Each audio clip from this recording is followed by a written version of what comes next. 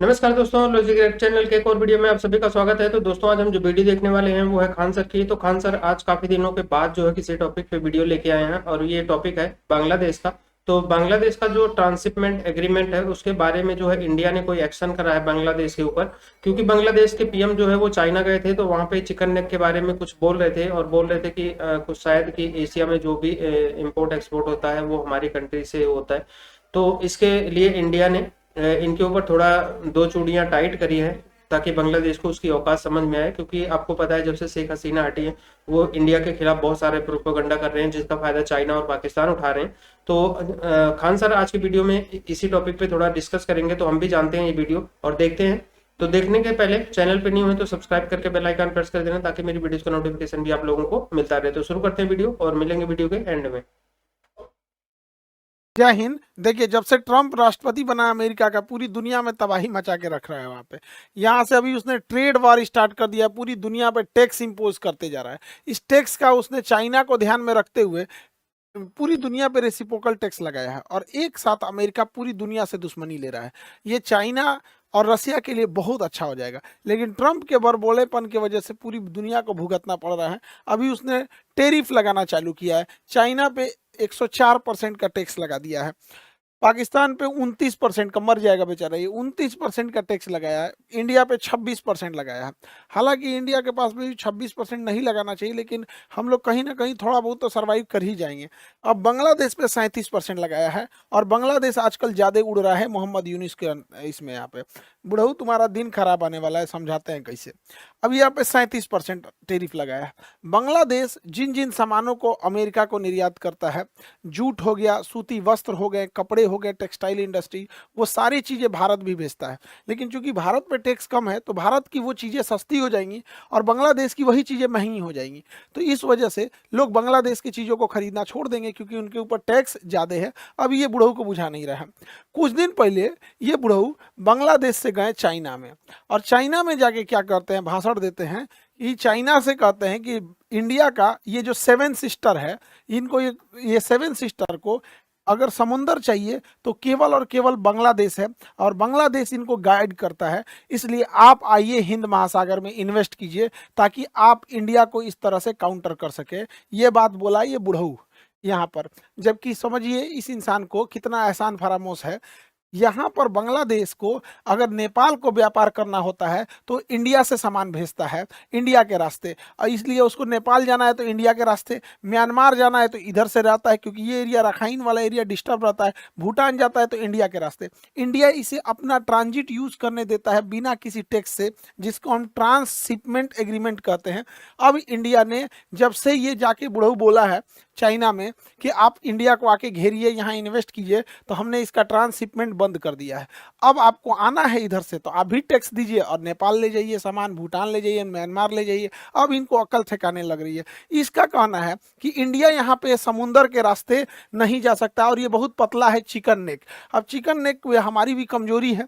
Chicken neck यह पतला सा रास्ता है, यह छोटा सा 22 किलोमीटर वाला ये पतला सा रास्ता जो है, इसी के माध्यम से हमारा ये सेवन सिस्टर जुड़ा हुआ है।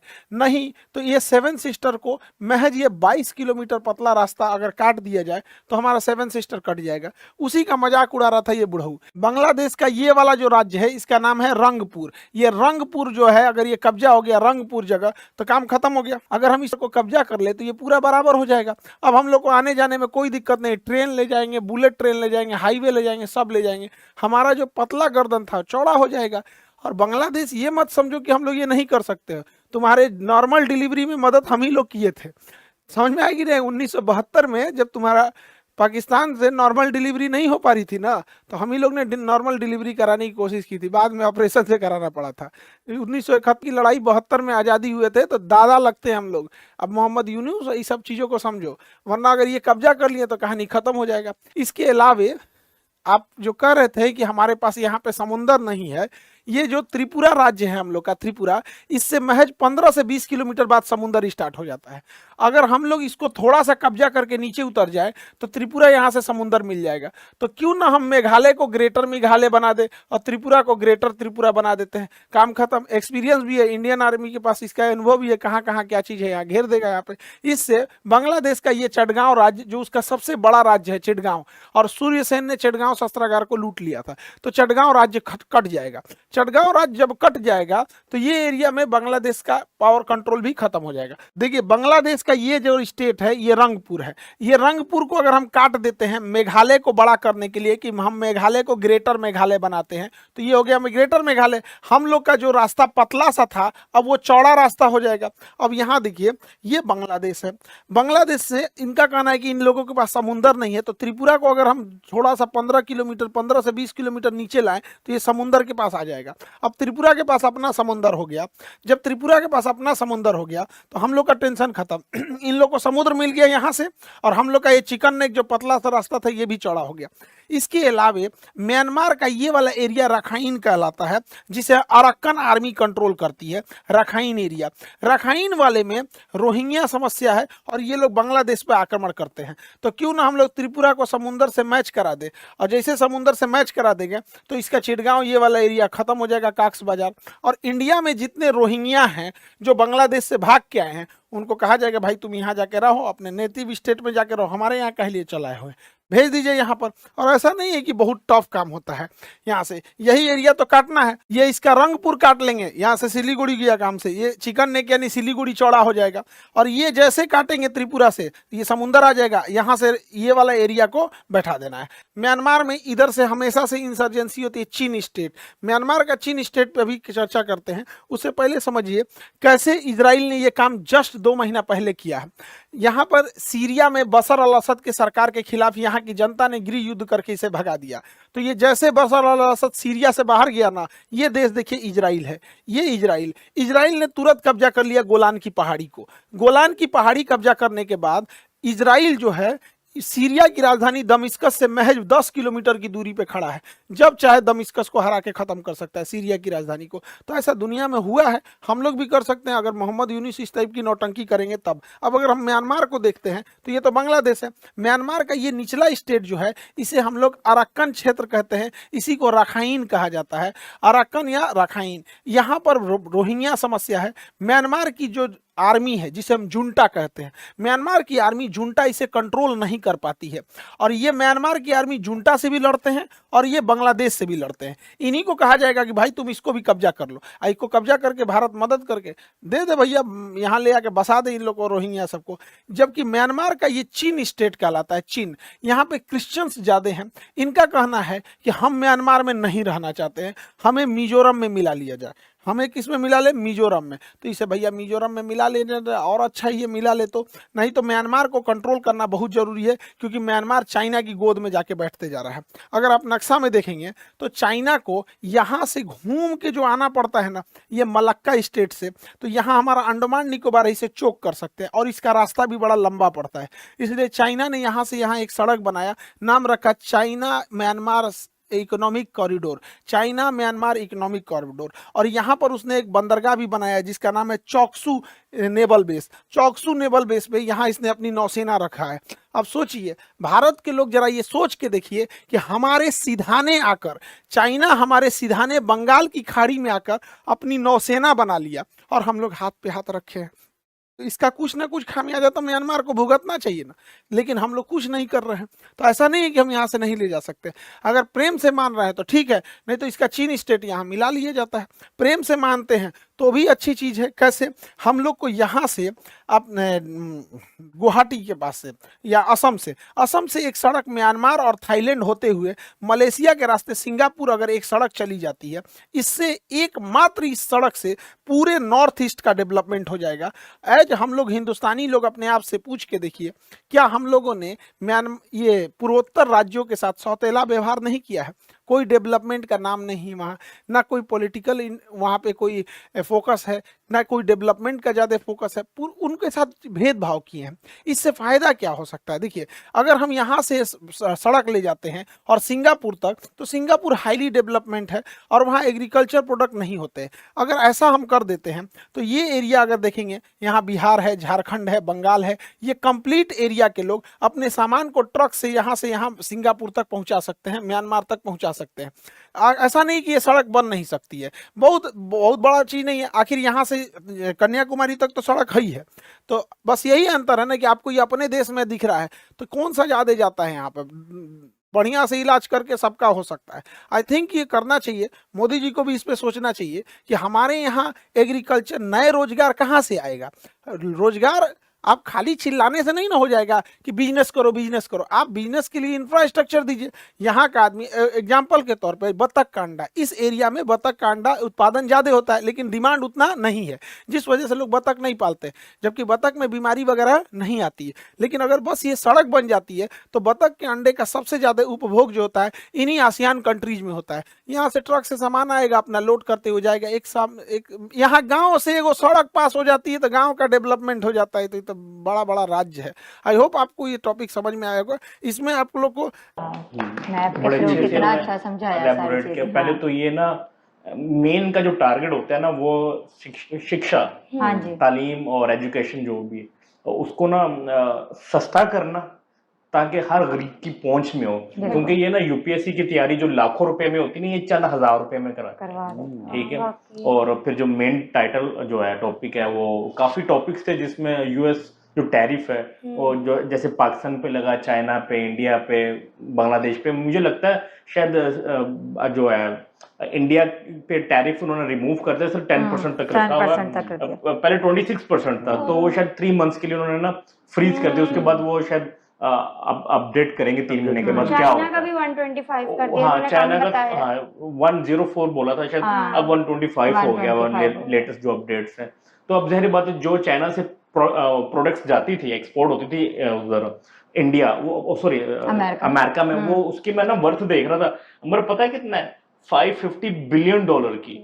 तो इसमें से अगर आधी भी इंडिया ले गया तो इंडिया $1 ट्रिलियन की एक्सपोर्ट वाली कंट्री बन जाए। हाँ, और उधर से 1 भी तो ट्रिलियन। एज मिला है ना इंडिया को, जो बांग्लादेश का कह रहे हैं कि उस पर हाँ। टैरिफ ज्यादा हाँ, कर दिया। और लेकिन टेक्सटाइल वहाँ पे कितनी बांग्लादेश जाती की है। वॉल्यूम शायद उतना ज्यादा ना हो हाँ, जितना चाइना चाइना से चाइना ज्यादा के साथ फर्क तो पड़ेगा। कंपेयर हाँ। उसका कंपैरिजन नहीं है, लेकिन फिर भी फर्क तो उनको भी पड़ेगा ना बांग्लादेश और के लोगों दूसरा को। वो जैसे वो बता रहे थे, जो मोहम्मद यूनुस है, अब वो इंडिया का रूट इस्तेमाल करता है। हाँ मतलब जी, जब हाँ जी। उसने एक्सपोर्ट करना नेपाल में, भूटान में, म्यांमार में, या जो उसके सराउंडिंग में जो 2-3 कंट्री हैं, तो वो इंडिया, क्योंकि बांग्लादेश का जो ज्योग्राफी है ना, वो पता है कैसे, कि उसके ना राइट लेफ्ट ऊपर इंडिया है, उसको सिर्फ एक ही जगह मिलती समंदर है, उसके आजू बाजू कोई नेबर कंट्री नहीं है, नहीं। सिर्फ इंडिया है। वही है, बाकी पूरा बांग्लादेश। तो वो ही था, मैं तो इस मामले में कहूंगा कि भाई इंडिया ने ठीक ठीक किया। तो यार सेफ्टी के लिए लगा रहे सेफ्टी, हैं। अपने दिफा के लिए अच्छा किया है। तो बनाए किस लिए? लेकिन ये कहना है दिफा के लिए पैसा ये किस लिए किया कहना, ये कहना लगा यूसुफ के बांग्लादेश खौफ में मुबतला हो गया है, कुछ भी नहीं। और बांग्लादेश तो खुद अपने पाँव पे कुल्हाड़ी खुद मार रहा है, मार बैठा है, मार बैठा है ना, वो मार बैठा है, वो तो लेकिन- पावला हो चुका है। हाँ, ये जो कुछ लगाया गया, ये अपनी सेफ्टी के लिए हिंदुस्तान सरकार ने उनको करना चाहिए। क्योंकि उनके दिमागों के ऊपर तो शैतान है भी, किसी वक्त भी कहीं से खराबी कर सकते हैं। उन्होंने अपने दिफा के लिए किया। हाँ, तो भाई वो पहले अपनी नंबर तो तैयारी बात कर ये रहे है हैं। कि जो मौजूदा दौर चल रहा है ना, चाइना का टारगेट इंडिया नहीं है कि भाई इंडिया के साथ खराबी करनी, तंगी करनी। वो सिर्फ ना एक दबदबा बनाने के लिए ना थोड़ा बहुत ना पूरे- बॉर्डर पे खराबी करता है, लेकिन चाइना का मिशन जो है मौजूदा टाइम पे जंग नहीं है। चिकन चेस्ट जी। मोहम्मद यूनुस जो है वो बांग्लादेश को लेकर अभी काफी ज्यादा चिंतित है, क्योंकि उसको समझ नहीं आ रहा कि वो करे तो करे क्या। काफी ज्यादा बुखलाया हुआ है बेचारा। अमेरिका ने किक आउट किया है। सबसे पहले तो वो अमेरिका की गोद में बैठा हुआ था, जब पता चला कि अमेरिका में अब उसके लिए जगह नहीं है तो भाग के तो उसके पास ऑप्शन ये था कि चाइना की गोद में जाके बैठ जाए। अब चाइना की गोद में जाके बैठा है तो उसको ये साले को नहीं पता कि ये काम पहले मोइजू कर चुका है। मोइजू ने यूं किया था कि इंडिया के साथ अपने ताल्लुकात खराब करके तो चाइना की गोदी में जाके बैठा था कि चाइना और इंडिया दोनों दुश्मन है, तो चाइना से हमें काफी ज्यादा फायदा मिल सकता है। लेकिन फिर चाइना ने जो पॉलिसीज वो लेकर आए थे उधर मोइजू के पास, और मोइजू को जब समझ आई है कि भाई ये तो हमें लूट के खा जाएंगे, ये तो हमारी जमीन काबज करने के लिए प्लान बना रहे हैं, तो फिर जो है वो वापस लौटा इंडिया की तरफ और मोदी साहब से आके माफी शाफी मांग कर और दोबारा से ताल्लुकात ठीक किए हैं।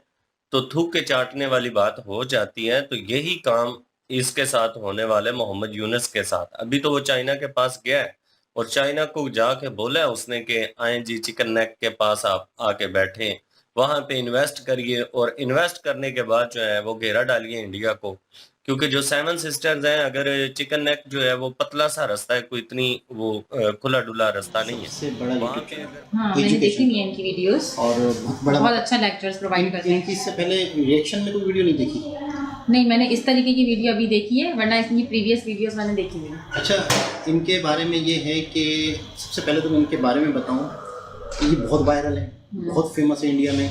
इनको करोड़ों रुपए की ऑफर हुई सैलरी की, एक इंस्टीट्यूट वालों ने की, क्योंकि ये सोशल मीडिया की वजह से। अच्छा, एक तो वायरल क्यों है, इनसे भी अच्छे अच्छे टीचर होंगे, लेकिन ये फनी अंदाज में पढ़ा, जैसे वो बड़ाऊ उनकी चाइना की गोद में जाके बैठ गया, तो इस तरह से ये मतलब वो रियलिटी को फोकस करते हैं और फेक नहीं है, वो जो है वो नेचुरल सामने है। इस वजह से ये समझो इंडिया में एक हीरो है। तो काफी और लोगों से डरना नहीं है। हाँ, ये सबसे अब आगे बड़ी ये बात। वाली बात आने वाली है। अब हाँ ये बताने वाली है कि इन्होंने क्या किया कि इनको बड़ी बड़ी ऑफर, पहले तो सबसे पहले इनका इंस्टीट्यूट अच्छा होने लगा। खान सर का अपना माइंड ज़ेन है, वो कहीं ना कहीं जिस बारे में सोचते हैं उस पर वीडियो बनाते हैं। हर इंसान को एक हक है, सोशल मीडिया आज़ादी है, इंसान कुछ भी बोल सकता है। बाकी यही है कि दुनिया में जो हो रहा है उसी का कहीं ना कहीं एक अच्छा तरीका इन्होंने पेश किया है। तो मैं तो ये कहूँगा, ये है तो इन्होंने कहा ये है बड़ा मुश्किल है, ये करना आसान नहीं है। अमेरिका जैसे कर रहा है ना, तो उसके हवाले से अगर तोड़ जोड़ शुरू जो हो चुकी है ना इस दुनिया में, नहीं, क्योंकि अभी नया वर्ल्ड ऑर्डर आने वाला है मेरा ख्याल, उसके ऊपर जो वर्क हो रहा है, ये अभी हम लोग समझ रहे हैं कि ये जो है ना डोनाल्ड ट्रंप को बिल्लियां मार रहा है, कुछ पंगे कर रहा है, ये बड़ा उल्ट हो सकता है। तो इसमें आने वाला हो सकता है वर्ल्ड ऑर्डर को चेंज होने वाला, कुछ ना कुछ दुनिया में नया चेंज होने वाला है, जिसके लिए हम डोनाल्ड ट्रंप को बेवकूफ समझ रहे हैं। हो सकता है वो रशिया के साथ मिलकर कुछ नई गेम कर रहा हो। तो ये बड़ी चीजें हैं, इसके ऊपर ज्यादा सोचने की जरूरत है कि ये दुनिया में अभी क्या हो रहा है, क्योंकि जो लगाए ना उसमें तो पता है क्या चेंजिंग करना चाहता है वो। अब बांग्लादेश जो है उसका बड़ा लाडला था, लेकिन वो लाडला किसका था? वो लाडला था जो बाइडेन का।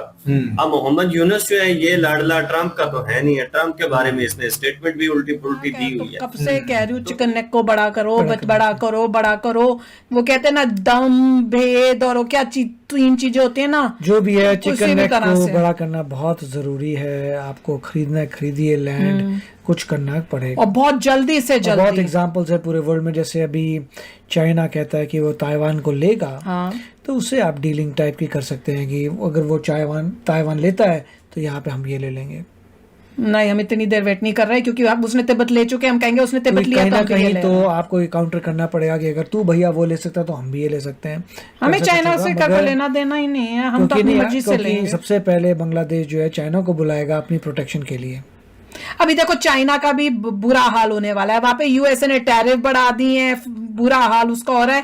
बिल्कुल अच्छा मौका होगा ये। तो ये थी गाइस आज की वीडियो, और खान सर ने भाई बहुत डिटेल में समझाया। तो वाकई में बांग्लादेश का कोई इलाज जरूर करना पड़ेगा, और ये इंडियन गवर्नमेंट को सोचना चाहिए, क्योंकि जब से मोहम्मद यूनुस आया है इंडिया के खिलाफ इसने बहुत सारी चीजें करी है, और बांग्लादेश और इंडिया का रिलेशन कितना खराब हुआ है ये भी आप लोगों को पता होगा न्यूज। तो बांग्लादेश का जो अभी चाइना का दौरा था, तो चाइना को इन्वाइट कर रहा है वहां पे सेवन सिस्टर के पास, चिकन नेक के पास, जो सिलीगुड़ी कॉरिडोर है मेरे ख्याल से वहां के आसपास। तो खान सर से ही बोल रहे हैं कि इंडिया को चाहिए बांग्लादेश के ये दो पार्ट जो है कब्जा कर लेना चाहिए। जब वो नहीं, इंडिया ने वैसे कभी ऐसा किया नहीं है किसी कंट्री पे अटैक करके कि उसकी जमीन कब्जा कर ली कुछ भी, लेकिन भाई जब कोई इतनी उंगली कर रहा है तो इंडियन गवर्नमेंट को भी सोचना चाहिए। और इससे दूसरे देशों का वो बढ़ता है कि एक छोटा सा देश बांग्लादेश जो है इंडिया के खिलाफ ऐसा ऐसा कर रहा है, इंडिया ने कुछ नहीं किया, तो दूसरों की भी हिम्मत बढ़ती है कि यार इनके साथ कुछ भी करो, ये लोग बोलेंगे नहीं कुछ।